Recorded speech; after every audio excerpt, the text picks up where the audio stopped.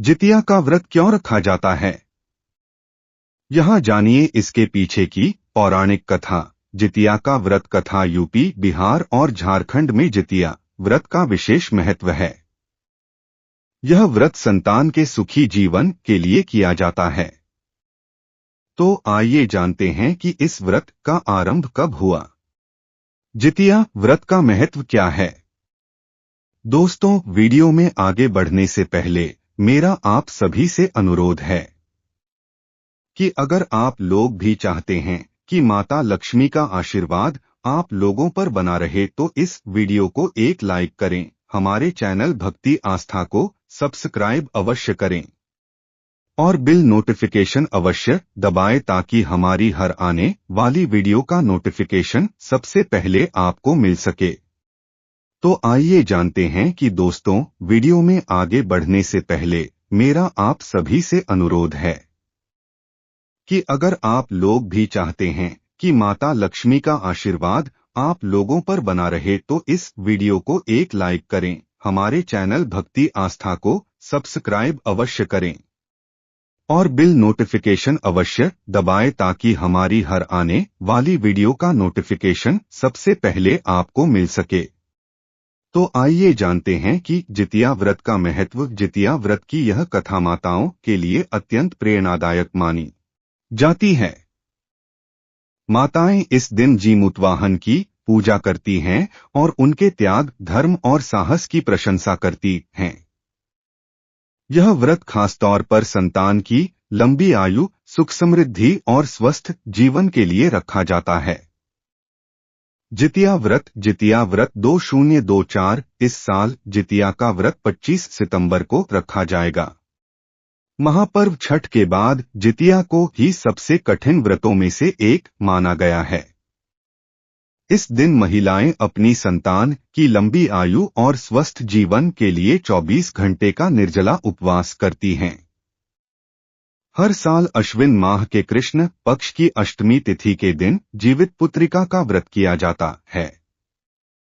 धार्मिक मान्यताओं के मुताबिक जितिया व्रत को करने से संतान दीर्घायु होते हैं और उन पर आने वाला हर संकट टल जाता है। जितिया व्रत को कई जगह जीवित पुत्रिका और जिउतिया के नाम से भी जाना जाता है। छठ की तरह ही जितिया व्रत का आरंभ भी नहाय खाए के साथ होता है।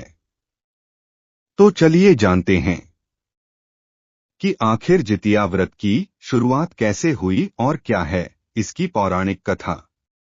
जितिया व्रत की कथा पौराणिक मान्यताओं के अनुसार महाभारत युद्ध के दौरान जब द्रोणाचार्य की मृत्यु हुई तो इसका बदला लेने के लिए उनके पुत्र अश्वत्थामा ने क्रोध में आकर ब्रह्मास्त्र चला दिया, जिसकी वजह से अभिमन्यु की पत्नी उत्तरा के गर्भ में पल रहे बच्चे की मौत हो गई। तब भगवान श्री कृष्ण ने उत्तरा की संतान को फिर से जीवित कर दिया। बाद में उस बच्चे का नाम जीवित पुत्रिका रखा गया।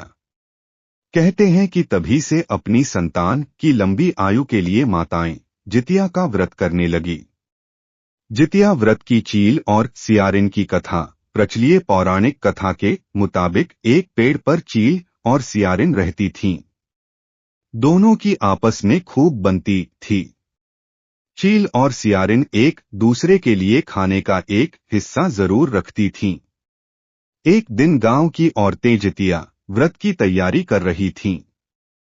उन्हें देखकर चील का भी मन व्रत करने का कर गया। फिर चील ने सारा वाकया सियारिन को जाकर सुनाया। तब दोनों ने तय किया कि वो भी जितिया का व्रत रखेंगी। लेकिन अगले दिन जब दोनों ने व्रत रखा तो सियारिन को भूख और प्यास दोनों लगने लगी। सियारिन भूख से व्याकुल इधर उधर घूमने लगी। व्रत के दिन गांव में किसी की मृत्यु हो गई। यह देखकर सियारिन के मुंह में पानी आ गया। फिर सियारिन ने अधजले शव को खाकर अपनी भूख को शांत किया। वह भूल गई उसने जितिया का व्रत रखा है।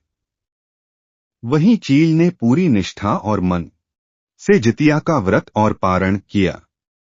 भगवान जीउतवाहन की कथा। चील और सियारिन ने अगले जन्म में सगी बहन बनकर एक राजा के घर में जन्म लिया। चील बड़ी बहन बनी और सियारिन छोटी बहन। दोनों का विवाह राजा के घर में हुआ। चील ने 7 बेटों को जन्म दिया, वहीं सियारिन के बच्चे जन्म लेते ही मर जाते।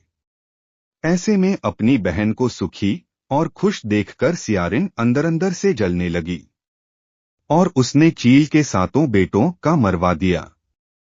सियारिन के 7 बेटों के सिर कटवाकर उसने उन्हें चील के घर भिजवा दिया। यह सब देखकर भगवान जीउतवाहन ने मिट्टी से 7 भाइयों के सिर बनाए और सभी के सिरों को उसके धड़ से जोड़कर उस पर अमृत छिड़कर उन्हें जीवित कर दिया।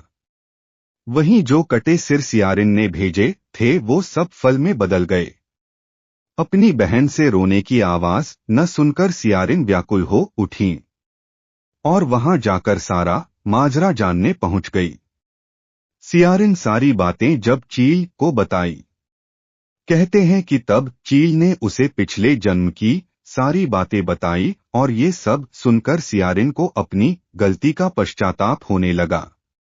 इसके बाद चील सियारिन को उसी पेड़ के पास ले गई और भगवान जीउतवाहन की कृपा से उसे सारी बातें याद आ गई। इससे सियारिन इतनी दुखी हुई कि उसकी मौत उसी पेड़ के पास हो गई। राजा को जब इस बात की जानकारी मिली तब उन्होंने सियारिन का दाह संस्कार उसी पेड़ के पास करा दिया। यहाँ दी गई जानकारियां धार्मिक आस्था और लोक मान्यताओं पर आधारित हैं। भक्ति आस्था चैनल इस बारे में किसी तरह की कोई पुष्टि नहीं करता है। इसे सामान्य जनरुचि को ध्यान में रखकर यहाँ प्रस्तुत किया गया है।